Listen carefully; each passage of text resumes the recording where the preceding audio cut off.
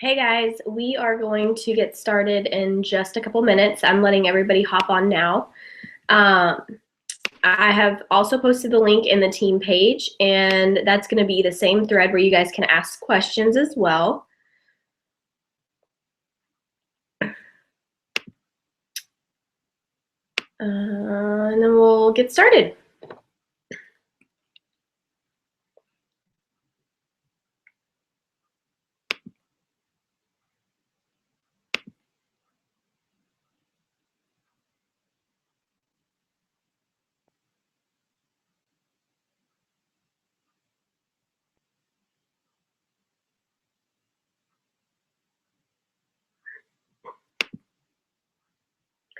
All right, I am going to go ahead and get started so that we don't take up any more of your time. I apologize for my voice. My entire family is going through something. Sinus infections are going around, and my daughter just went back to school today. So we'll see if I make it through this. Anyways, for those of you who do not know who I am, I'm Niki Whiting, and I'm the founder of BeatNIK Dynasty. Usually we have guest speakers on for the team calls because I feel like you get to hear me enough, and sometimes I can get boring, right? So I try to have new guest speakers on often that you guys maybe haven't heard of as much, as well as some of our top coaches within BeatNIK. But last minute, Becca was unable to get on our team call, so I decided that I would go ahead and lead this call and talk to you guys about something that I found super important when we were at our leader retreat in Destin, Florida, and we were lucky enough to have Jeremy Red, who's the vice president of executive sales with Beachbody, come and speak to us, and he talked a little bit about this topic. He didn't go into a ton of depth, so I want to go into that a little bit more today and just kind of talk to you about the importance of the 4 C's of leadership. Before I do that, I kind of want to talk to you guys and just say, you know, leadership, it starts the same with everyone. I don't know that I started Beachbody and thought to myself, I'm going to be this leader of this huge team necessarily. You know, I had a big vision and for what I wanted to happen. And I knew that with everything I wanted to be able to accomplish for my family and within the company, it was going to require growing a team. But it really is just baby steps every day to get yourself there.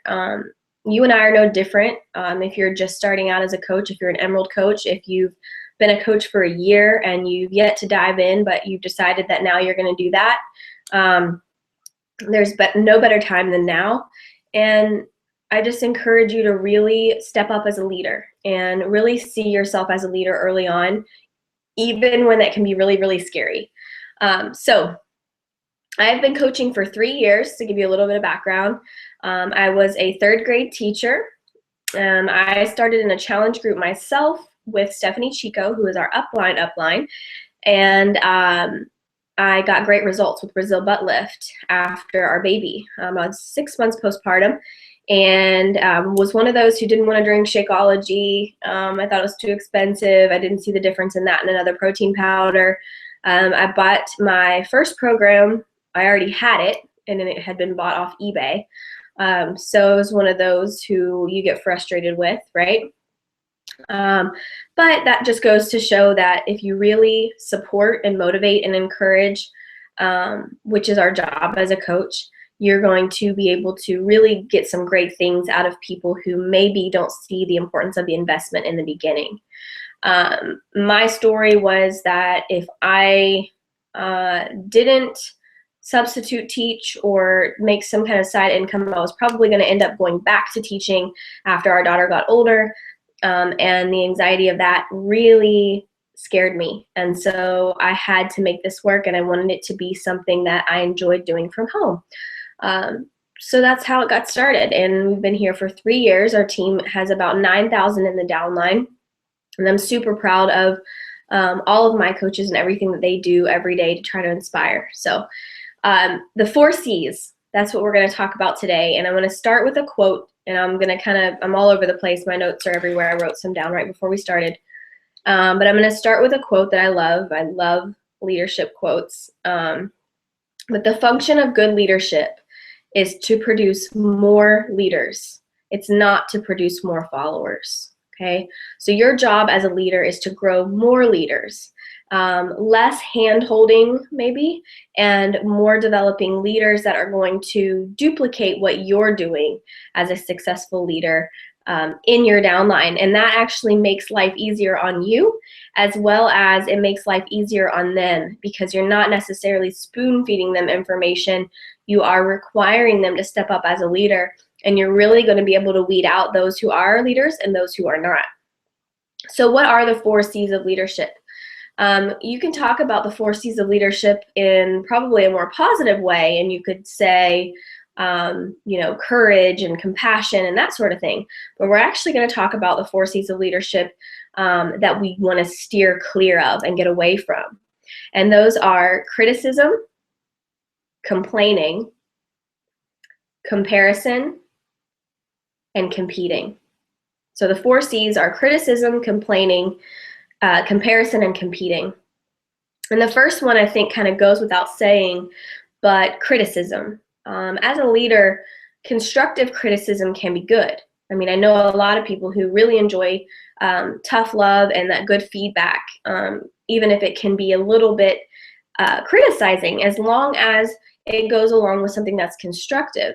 And so what I mean by criticizing is I just mean being harmful to yourself when you're criticizing yourself, or being harmful to others on your team when you are criticizing. Don't come at someone with some sort of criticism and not have some kind of solution for them, or some kind of answer, some way to make it better for them. If all we're doing is looking at others and we're placing blame on other people all the time, this is going to create bad thoughts, rude remarks that you might be saying, even if it's under your breath. And what kind of trickle down is what I want you to think about. What kind of trickle down effect is that going to have on your team when you're constantly giving criticism versus inspiring them and getting them to see the good in themselves and what they're doing? And so we want to really be kind of careful with that first C of leadership. I think that if you are a leader, you're probably understanding that criticism is, for me, I don't enjoy it. I don't like being criticized constantly. I know a lot of people in the corporate world who feel that criticism from, their corporate, whoever, their boss or their CEO or whoever it is at the company, and it doesn't feel good. And so when you're coming into this role as an upline sponsor, you really want to think about being a leader to someone and creating more leadership versus giving them rules to live by. The second, and I'm going to go more into depth in the second, third, and fourth, because I really feel like these are important, is complaining. And you guys, I can't deal with complaining. If you are a complainer, I encourage you to stop. This is where I'm going to give you a little bit of tough love. We are blessed. We have an amazing company that we work for. We have a great opportunity at our fingertips. We have all the tools that we need to be successful. We probably have more than enough information to get started as a successful coach, especially with all of the leaders that we do have in our organization. And so this is something that I really have a hard time with, because I feel like it creates such a ripple effect. And we talk about this if you are working towards Diamond. We have a Diamond page for all the leaders there. We have multiple Diamond pages. And one thing that I tell them is, do not go into that group and use it as a platform to just complain. I don't want anyone posting anything in there complaining or venting, as some people will call it, without offering a solution. In my opinion, if you're just going to go in and complain, it's not going to do anyone any good. It's not going to do yourself any good. It's not going to do anyone any good that's watching it or seeing it. And so offer a solution if you're going to go in and you're going to have some kind of complaint. Now, here's where I feel like it spreads. If you see someone complain in a team page, how often do you see that thread end up in a positive place. Most of the time, it spreads like wildfire, and it creates this momentum that goes in the wrong direction. And it creates this pendulum swing in the negative direction versus some kind of way that's effective. And so we really want to talk about lessening the complaining and finding a solution. And a lot of times that happens by talking it through with yourself. You don't necessarily need to have it blasted and put on a platform for it to have a solution. You know, for me, I can tell you every single day I'm going to run into things that I could complain about. I'm going to run into things that I could be upset about, that I could vent about. But if I'm going to post that in the team page, is that going to be helpful for my team? What's that going to do? That's going to draw negative energy into a place where I don't need to see that. I don't need to have all of my other up and coming leaders. I don't need to have all the other new coaches who are starting with this fun and this excitement to decide that, you know, this is super negative. I'm going to engage in that, and I'm going to start kind of talking in a more negative tone. And so I just really encourage people that instead of spreading that negativity, find the positivity and spread that instead. If any of you have ever read Energy Vampire, or I'm sorry, The Energy Bus, I keep coughing, I'm sorry. The Energy Bus, it's by John Gordon. It's one of the most recent personal development books that I got. And it's all about fueling your life, your work, and your team with a positive energy. And it's really, they talk a lot about energy vampires. So I don't know about you guys, but I think we can all, if we think for a second, we can all think of an energy vampire. We can all think of a negative Nancy, where maybe you just dread their post. You dread what they're going to say. You dread opening a message from them, or their phone call, or whatever it might be, because you just know it's going to be negative. And so you need to be thinking about, are you an energy vampire, or are you someone who is creating a positive energy for your team? I encourage you to just kind of think before you post, whether it's publicly or in a team page, whatever it is. If you're posting this negative energy, you're encouraging your team and telling them that it's okay to do that as well. And I don't know about you, but I love the quote, your vibe attracts your tribe. And if you are an energy sucker and an energy vampire, you're going to attract that same energy. So focus on that. If that's something that is hard for you or problematic for you, maybe a personal development book that is based on something like that, like The Energy Bus, would be something that's good for you. Another one that I love right now is The Happiness Project. I've been reading that one, and it's very much focused on how to live a more happy life. And it focuses by month. So it actually has you doing certain things each month to change your mindset, and I love it. But if you are complaining about not having enough time, or maybe you're someone who complains about people's objections, it's too expensive, it's not going to work, I have the same protein powder at home, or maybe you want to watch TV at night versus build your business, or you don't feel like you're creative enough to have great posts or traction on your pages. You're taking excuses and you're running with them, and there's nothing positive about that. So you have to throw all of those complaints out the window, because they're all excuses, and you have to realize that you're not any longer going to be subjected to that. You're going to change your mindset, and when you change your mindset, you guys, everything around you starts to shift. The energy just starts to shift. And so I encourage you to really focus on less complaining and more solutions. And of course, I'll give you another quote to go with that one, and that is, being positive in a negative situation is not being naive. It's called leadership. There are plenty of times I've seen people say, well, you know, why are you being so positive about that? Like that's just plain and simple. That's facts. That's negative.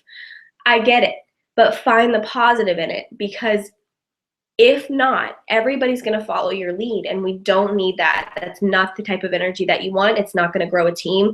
It's not going to grow a team that you want to be attracting. I can promise you that. So the third C of leadership is comparison. And I will say right now, I've been there. I still go there sometimes. But I have to check myself daily. I have to check myself, and I have to say and remind myself, I am not anyone else's story. I am my own story. We don't know where one person began in their journey or where they're going. But I can tell you we all started in the same place. However, our paths to get where we're going are completely different. So we don't know what's going on in someone else's life. How in the world can we compare our business or what we're doing to theirs? It's not fair to yourself. It's not fair to them. And so when you start to compare yourself, you get, there's a few different responses that you can get. So think about yourself when you've ever been in a comparison game, especially within this business. Maybe it's on a Thursday when you start to see the rank advancements or the shout outs and that sort of thing. But think about how you respond. The first way that you can respond to comparing yourself to someone else is feeling inferior. This creates envy. It creates jealousy, a lack of self-confidence. Maybe you start finding yourself feeling bad when someone else succeeds. I've heard that before, that it's like hard to go in on a Thursday on social media when you've had a rough week with your business and congratulate others when they are having a good week. And I encourage you not to be that person, to know that your time is coming, that it will happen for you, but your paths are so different getting there. And so just be a light, be a positive energy to those people who are having that success, because when your time comes, you're going to want that as well. So another thing that stuck out with me that Jeremy Red had mentioned at our retreat was you cannot get where you're going alone, especially in this business. It is Team Beachbody for a reason. And so we can't get where we're going alone. I'm not going to succeed unless my team's succeeding. I'm not going to be successful unless my coaches are successful. So our success depends on the team and how well we're leading our team. So you can either have that response of being inferior, or you could have that response of feeling superior if you start to compare yourself. And in that, you start to feel sorry for other people. You prevent ourselves from continuing learning from others. I don't know about you, but I feel like I'm still learning from all of my team. It does not matter what someone's rank is, how long they've been in the business. I have brand new coaches that come with great ideas, and that's inspiring to me. And I'm wanting to continually learn from them. It doesn't matter how long someone's been a part of a team, what their rank is or their status or whatever it is. We're all learning from each other, and we're all giving each other our best ideas. And hopefully through templates and things that we're sharing constantly, you're seeing that. You're seeing that duplication is possible in your downline, because we're all able to share that success with each other. And the other way that when we start to compare ourselves is we could have that response of focusing on that person you're comparing yourself to versus yourself. Instead of focusing on your qualities and what makes you unique and what makes you different and what makes you a great leader or a great coach, we're constantly trying to live up to them and that person that we're comparing ourselves to. So instead of evaluating yourself with others, I'm going to encourage you to start to evaluate yourself versus yourself more. It's kind of a you versus you thing, and you should only be in competition with yourself. The fourth C of leadership is competition and competing, and that kind of goes hand in hand with what we were just talking about with the comparison and evaluating yourself. If healthy competition doesn't motivate you, then do not engage in it. I know some people love competition. You know, they see someone hit a rank and they want to do that. And they see someone hit a goal and they want to do that. And it's healthy for them. It motivates them in a positive way. If that's you, then great. But if that does not motivate you or inspire you, do not engage in this competition game. We're on a team. You are creating a team. If you are a brand new coach, if you're an Emerald coach, if you have 3 coaches underneath you, whatever it is, if you have 100 coaches underneath you, you're creating a team and you're creating a bond and a brand. And so we need to know that our success is coming from helping others find success. You're not going to be a leader in this business unless you're helping your coaches find success as well. This is not a one person is successful and sits at the top and no one else is successful.